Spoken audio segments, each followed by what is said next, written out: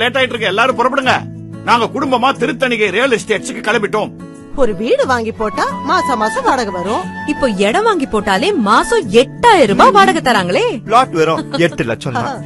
8 லட்சம் ரூபாய்க்கு மாசம் 8000 ரூபாய் எங்க கிடைக்கும்? புறப்படுங்க வாங்க.